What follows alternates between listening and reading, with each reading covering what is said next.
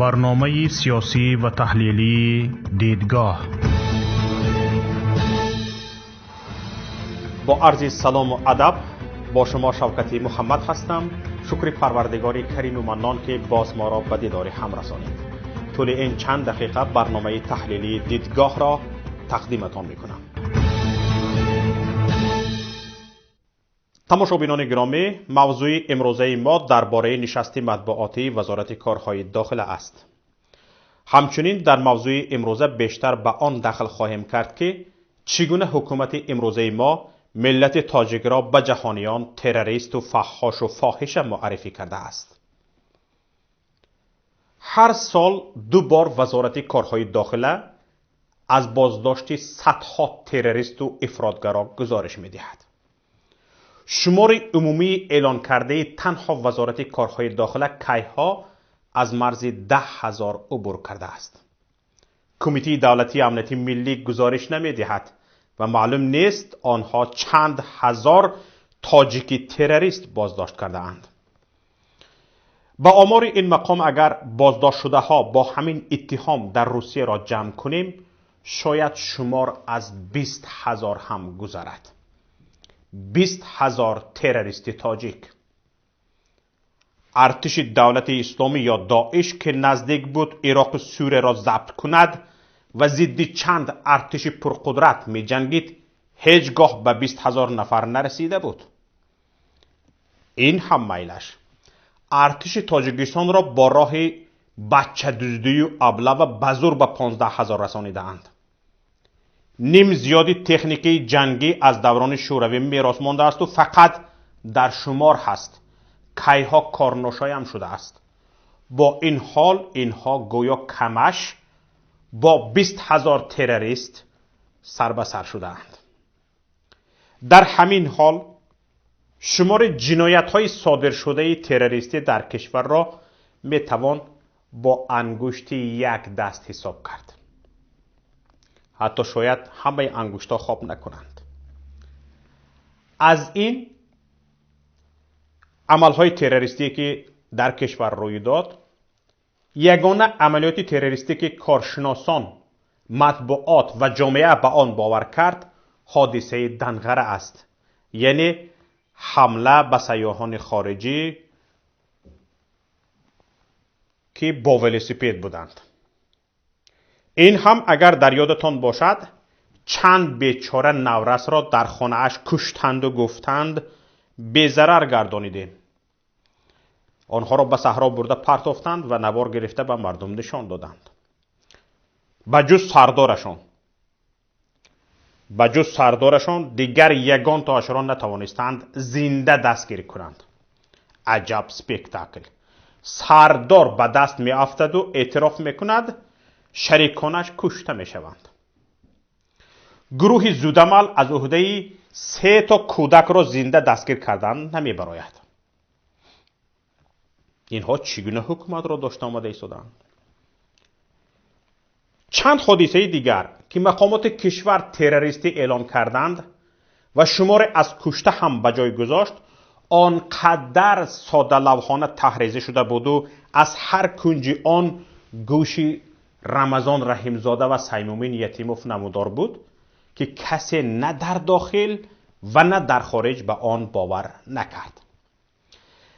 در حادثه دنغره هم چنانه که گفته گذاشتم اگرچه عاملان آن در نوار به داعش قسمیات کردند خود این سازمان آن را به دوش هم گرفت و جامعه جهانی و داخلی به آن باور کرد. شبهه های زیاد وجود دارند که باور کردن به این مسحکه امر محال است. از چند کنجی آن نیز گوشهای حداقل رمضان رحیمزاده نمودار است. هرچند سخت کوشش میکند این گوش را به دیگران نسبت دهد. و باید اقرار شد که این یگانه مسحکه یا سپیکتاکلی بود که مسحکه سازان موفق شده اند. نصیب باشد به این مسئله دیگر وقت برمیگردیم. تماشابینان گرامی، آخرین نشست مطبوعاتی رمضان رحیمزاده را از شبکه‌های اجتماعی تماشا کردید؟ اگر تماشا کردگی باشید، این دفعه هم وزیر کارهای داخله عنعنه را کنار نگذاشت و از بازداشت تروریستان و پیشگیری حمله ها گفت. شمار بازداشت شدگان را رمضان رحیمزاده 260 نفر اعلان نمود.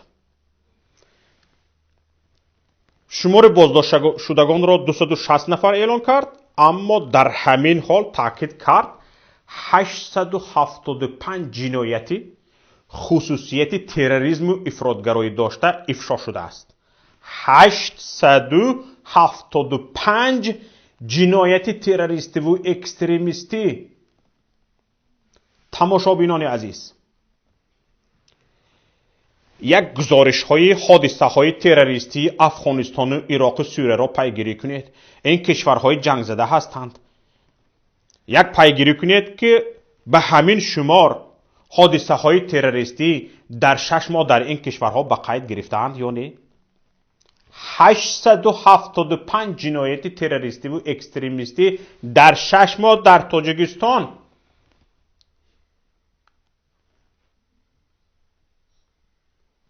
در کشوری که یگان ترکش ترور کارمندان پلیسی امنیتی ظالم، حمله به مکانهای پرازدحام و غیره رخ نداده است. همین قدر ظلم هست، همین قدر شکنجه هست، همین قدر ناعدالتی هست. کدام اداره امنیت را تروریستان ترکاندند؟ کدام اداره پلیس را ترکاندند؟ به کجا حمله کردند؟ هست همین خیل. به استثنای چندین سال پیش حمله به بنای ریاست مبارزه با جنایت‌های متشکل در ولایت سوخت. آن را هم نفری انجام داده است که قصاص تحقیری شخصیتش را از ملیسه ها گرفتن میخواست. اکنون نگاه کنید. معلوم نیست همه آن قریب 900 جنایت را همین 260 نفر صادر کردند یا رمضان رحیمزاده بازداشت حداقل 600 نفر دیگر را برای زمان دیگر موقوف گذاشته است.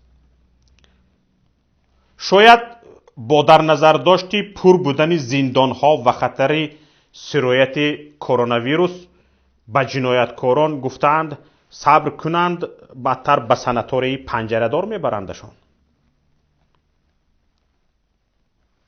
رمضان رحیمزاده وزیر داخله در نشست مطبوعاتی به داماد متخصص و ورزیده‌اش هم که در کسبیت از خودش کمی ندارد و یک ریاست پرخطر یعنی مبارزه با جنایت‌های متشکل را رهبری میکند سخن داد تا او نیز از قهرمانی‌هایش حکایت کند. میراثبری کرسی به هر حال. اینها همه‌اش همین. کلان بچه‌ش رکلام میکند و خرد دامادش را رکلام نکند میکند. چرا نه؟ کلان بچه‌اش کتی سلفی کرده میگردد، چرا این قنم بچه‌اش به سخن نتیاد؟ میتیاد.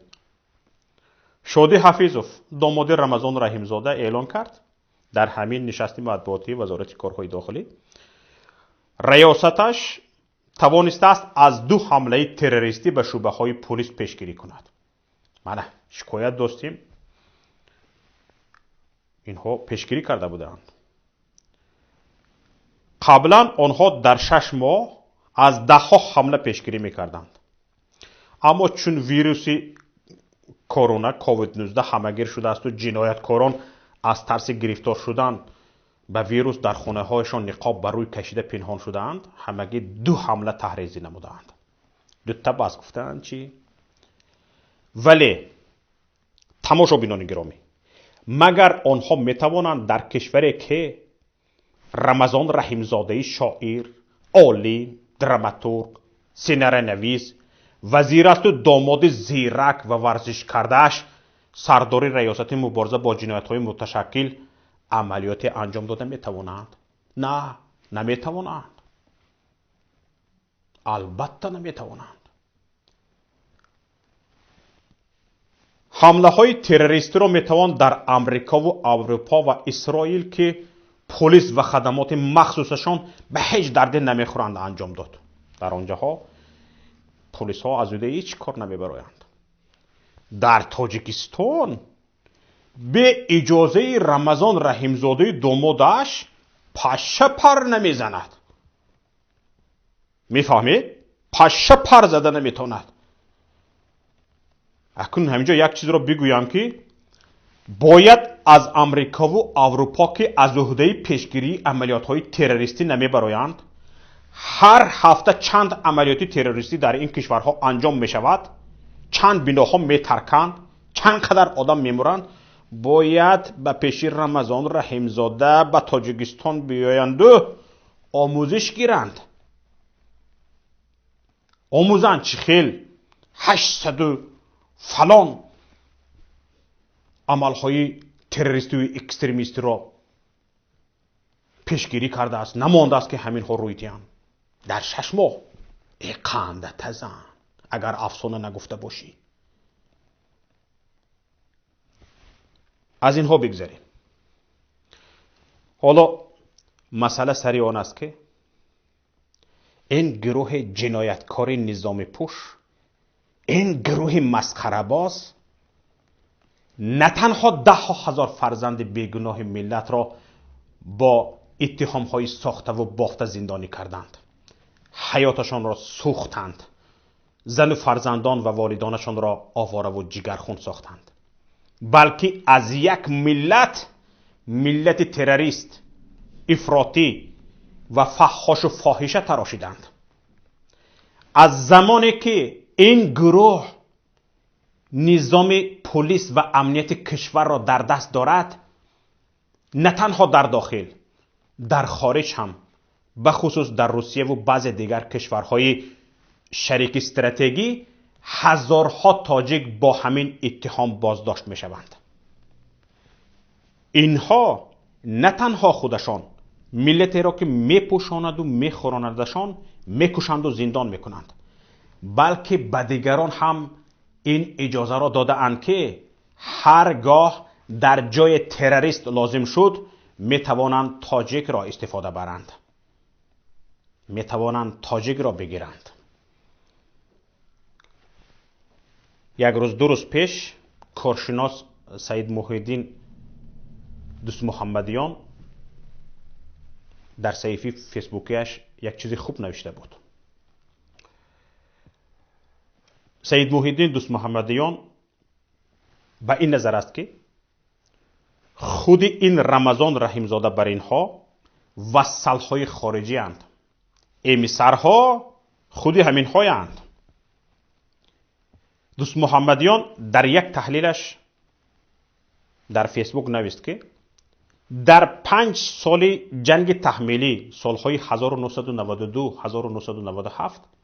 تاجیک صاحب شهیدی پیشمرگه و انفجاری نبود. این خیلی چیز به قید گرفته نشد که تاجیک سمرتنیک شدگی باشد. هیچ نفره از 10,000 مردان و زنان مسلح و گاه هم انتقامجوی با داشتن پایگاه های خارجی و دستگیری مردمی در اکثر مناطق کشور حاضر نشد که خود را در میان مردم خود یا بیرون از تاجیکستان بتر کند.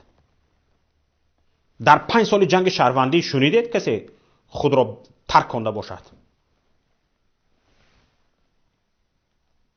همچنین در 13 سال بعد جنگ تحمیلی از سال 1997 تا سال 2010 نیست تاجیک از 3 اصول اصلی مبارزه تروریستی، یکم بمبگذاری ارزان که خراجاتش از 500 تا 600 دلار ایالات متحده آمریکا است. دوم هجوم ناگهانی گروه خرد به نهادهای دولتی با استفاده از اسلحه، خراجات یک عملیات در 20,000 دلار ایالات متحده آمریکا است.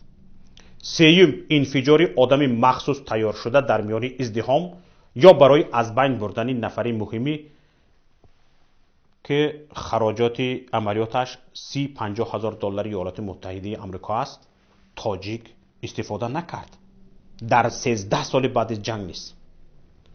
اما یک باره با بسر قدرت آمدن این گروه، همین گروه جنایتکار، کل ملت تروریست، افراطگرا و خائن وطن فروش شد و زنان موسفیدان فحاش و زناکار. همین گروه است که صدها نوار فحش در تلویزیون های دولتی و شبکه های اجتماعی پخش کرده است و حالا آن در سراسر عالم دور میزند. اینها نه تنها به حریم خصوصی مردم وارد شده جاگهش را ثبت و به مردم نمایش میدهند، بلکه با تهدید و شکنجه مردان زیادی را مجبور کردند در نزد نواربردار عریان شده با زنان فاحشه‌ای آماده کرده خودشان نقش بازی کنند. تصور کرده ایستاده اید؟ همه تمام ملت شاهد است. تلویزیون های دولتی نمایش میدهند. ما 3 حالت این گونه مجبور کنی ها را از زبان شاهدان و مظلومین ثبت کرده ایم. در وقت لازمی پیشکش خواهیم کرد. این خدا بیخبران موسفید 70 ساله را با تهدید تجاوز به ناموس دخترش مجبور کردند عریان شده برایشان نقش بازی کند. ما این دلیل ها را در دست داریم. به نظر می رسد این گروه نه تنها از این کارش خجالت نمی کشد بلکه از آن لذت هم می برد. تماشابینان گرامی، اگر نشست مطبوعاتی وزیر کارهای داخل رمضان رحیمزاده را دیده باشید، حتما مشاهده کرده اید که وقتی به او درباره این نوارها سوال دادند، یک بار طبعش باریده گردید و با خنده و تبسم و مسخره به آن پاسخ داد. در سخنرانیش در جواب به همین سوال برعلا دیده میشد که رمضان رحیمزاده از گفتگو سر این موضوع لذت میبرد.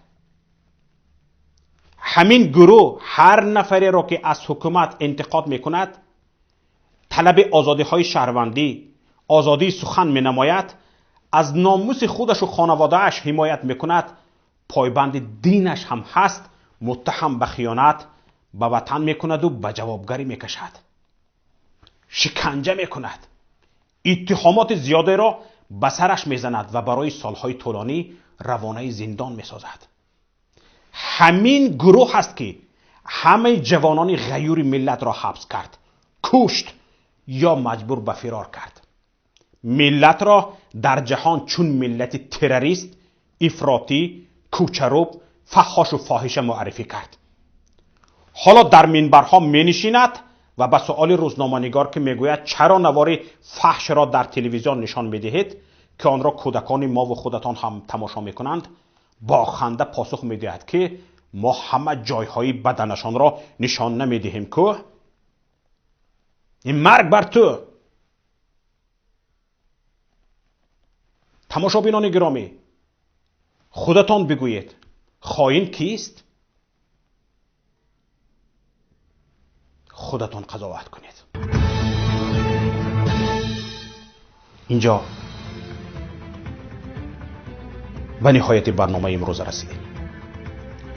خواهش میکنم به شبکه ما آبونه شدن و نوشتن نظر خود را فراموش نکنید. پخش تکمه لایک و زنگوله الهام کاری ما و امکاناتی از هر رویداد و حادثه با خبر شدن شما را فراهم میکند. رقم تماس با ما توسط واتساپ، وایبر، ایمو و تلگرام 49 15 16 46 15 947. با امید دیدار در روز دیگر. السلام علیکم و رحمت الله. برنامه سیاسی و تحلیلی دیدگاه